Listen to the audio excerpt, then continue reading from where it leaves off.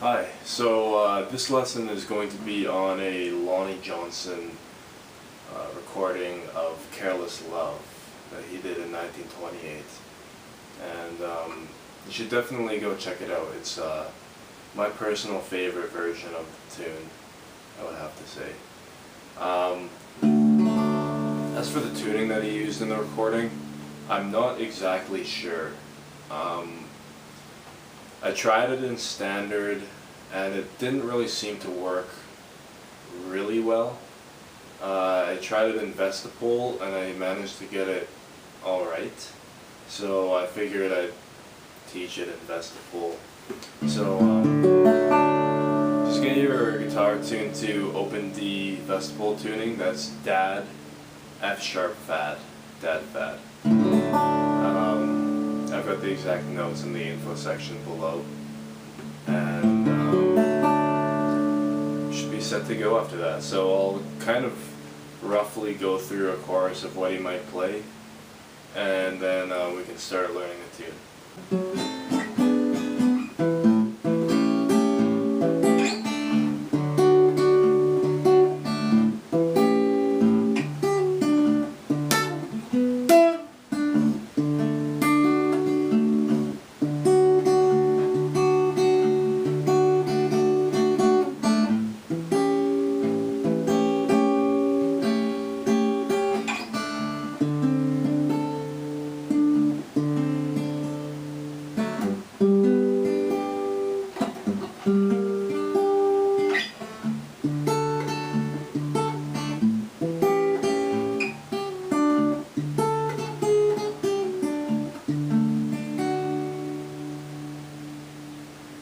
Alright, so we can start with the intro. And it's basically just a couple diminished chords that he starts with.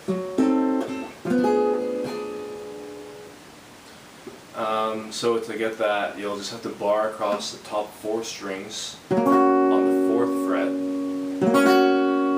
Then it's sort of a bar on top of a bar. You've got this bar. Then probably with your 3rd finger you'll be barring across the top 3 strings of the 6th fret. So far you've got this. The bar across the top 4 of the 4th fret, top 3 of the 6th fret. And to finish that off, you then fret the 7th fret of the top string. And there's your diminished chord. And kind of just strum that first on the 4th fret, and then you move the entire chord shape back a fret. So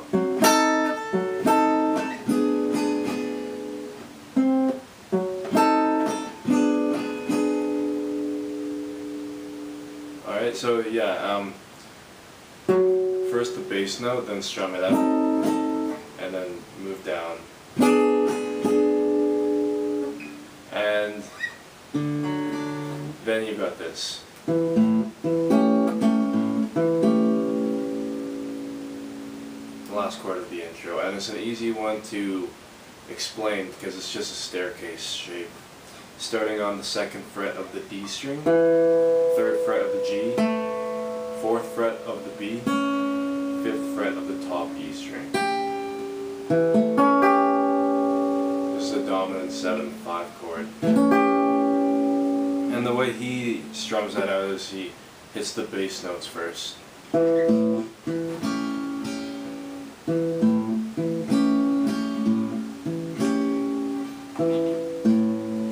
So as you can hear, he's first plucking the bottom fretted note, that being the 2nd fret of the D string. Then he goes to the open A string, back to that 2nd fret, and then strums it out. So that whole intro.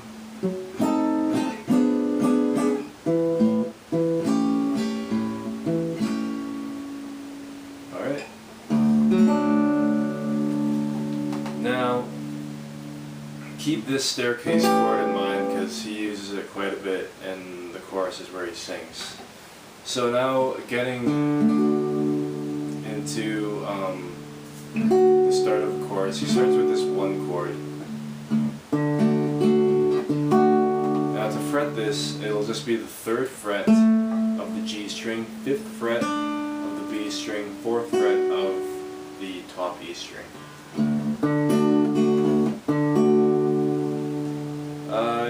You could do that a couple different ways. You can either sweep across with the 1st finger, which I'd sort of recommend because you'll be using it for these too.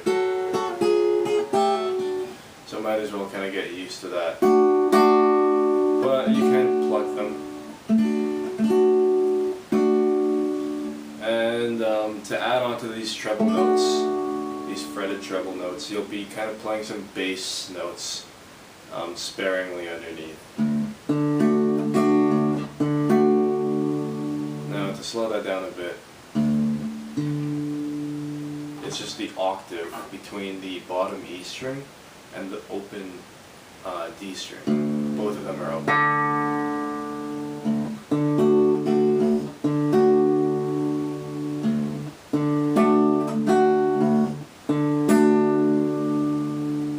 And then back to that staircase chord. So a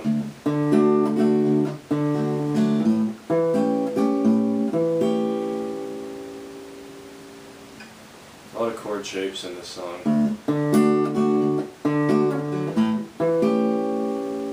So you kind of land on that 5 chord after a couple of those 1 chords.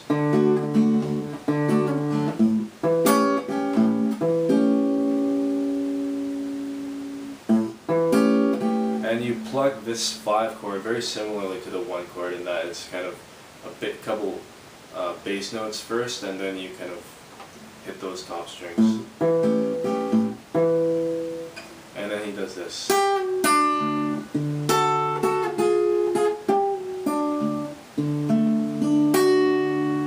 So then know that it's really right after that 5 chord that you do that.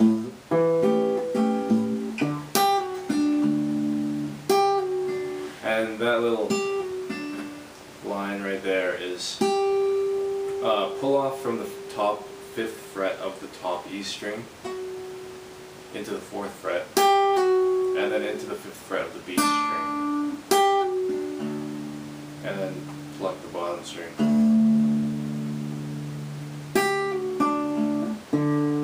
Actually the octave. And then what you do is you come up and do a series of double stops that are separated by a whole step, so they're just minor 3rd double stops. Let's see, 9th fret of the top B string to start it off, 7th fret of the top E string, and just move that chromatically down twice. Actually just once, sorry.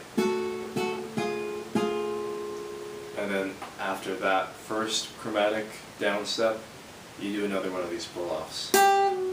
And then you get back into that 1 chord shape that we mentioned earlier. So it's a lot to kind of digest at first. But just if you keep the recording by your side and take it slowly, it shouldn't be too bad. So to recap, it's the 1 chord.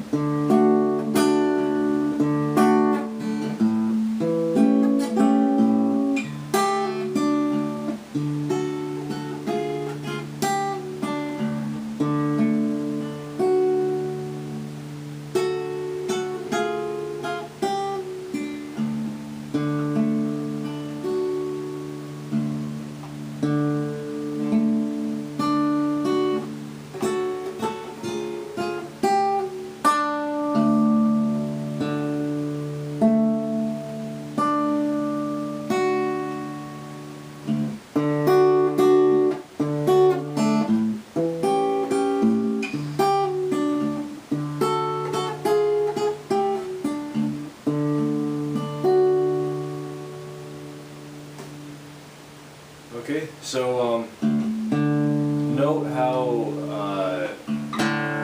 he kind of throws in those bass strings.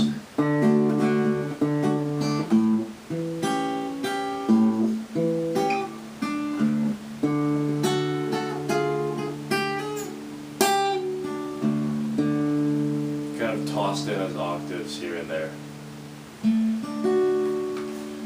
Now, after that, he might even go back into this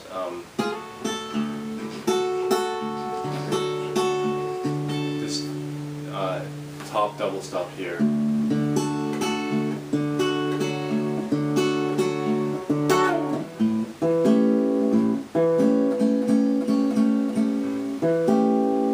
Or he might just stay on that one chord here.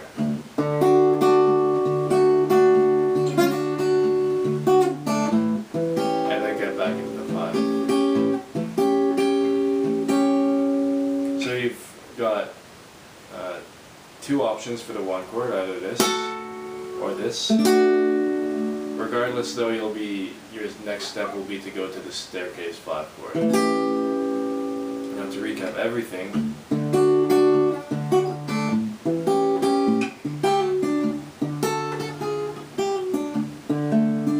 now you've got two options, you can go here.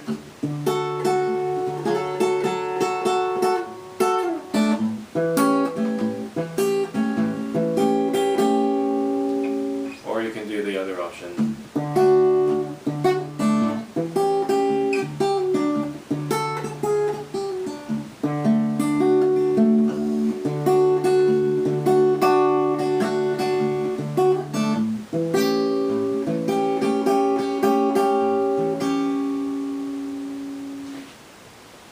Yeah, regardless, I don't really think we need to spend a lot of time on that section, since the chord shapes we've seen before. But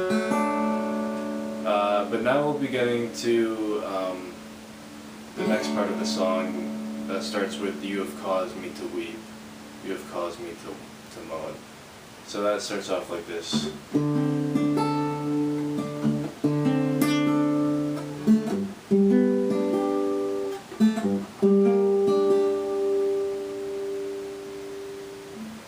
So yeah, to get that, it'll be, again, as we have been all along, hitting that octave, and then this chord shape, that dominant 7 little triad. So that'll be the 6th fret of the G string, 5th fret of the B string, 7th fret of the top E string. So then you kind of pluck them sequentially as you go down.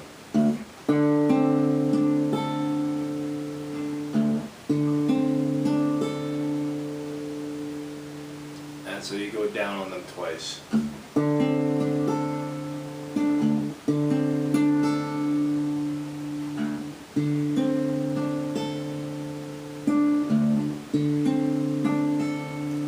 Now we'll switch up the chord shape, the fretted notes. So now it'll be on the 4 chord.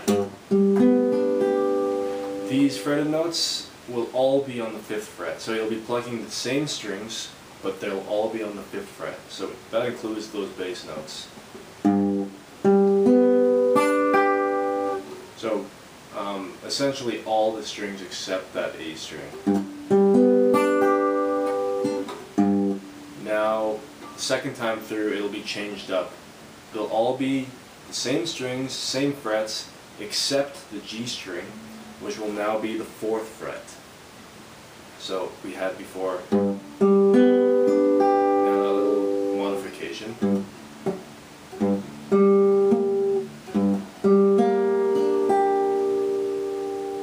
get that minor sound. So again.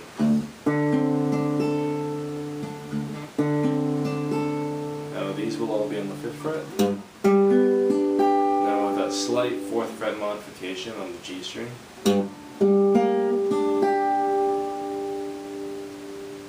That pretty much covers it. So the way I fret them is I just go pluck the bottom 5th fret and then just make a bar across the top 4 strings.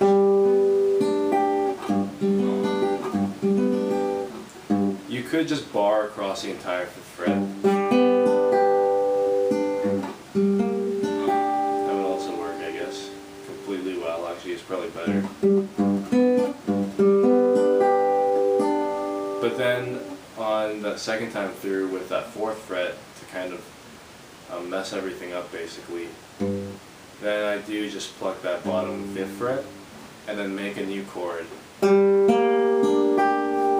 the middle finger on the 5th fret of the D string, 1st finger on the 4th fret of the G string, and then just the 3rd finger barring across the top 2 strings of the 5th fret.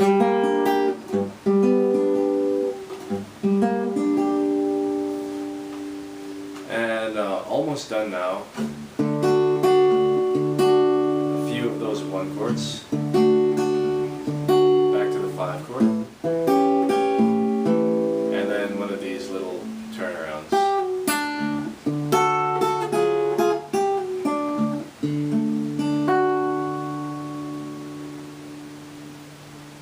Okay. So on those little turnarounds, that's the song by the way, we're done. But I'll just mention a couple of variations that I might do. So one of them, as you heard me play in the demo, I think I did this. I just wanted to include at least one of the modifications, variations that he'll do. One of them will be to do this.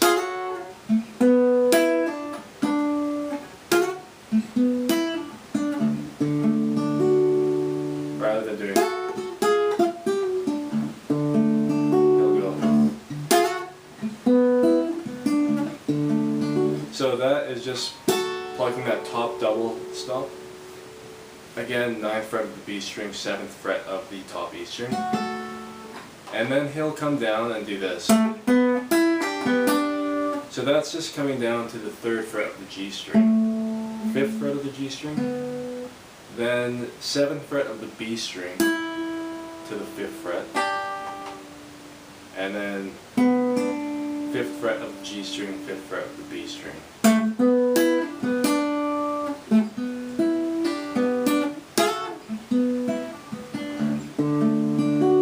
And then right back into that chord.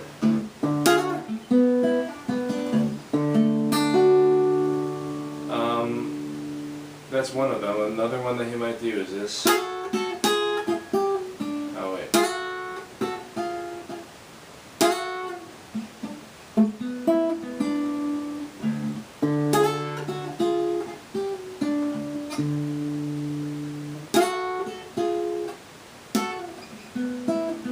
I'm really sorry, that's the only variation that I can remember right now.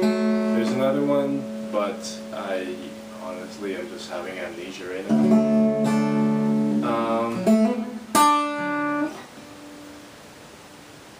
Another thing that he might do to end it is using those same notes. And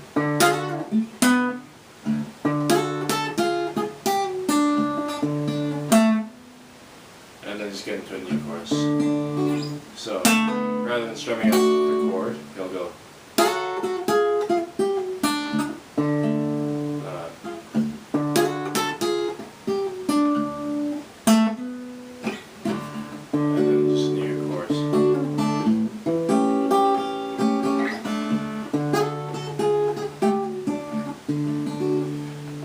So yeah, that's pretty much the song. It's a nice one to kind of get going, and I think a big component to getting this song good is having enough comfortability with all the fingerings and all the movements to let all the strings ring out clearly. I think that counts for a lot. Yeah. Apart from that though, I'll just wish you good luck with the tune and say thanks for watching, and also if you've got any questions, let me know. See you later.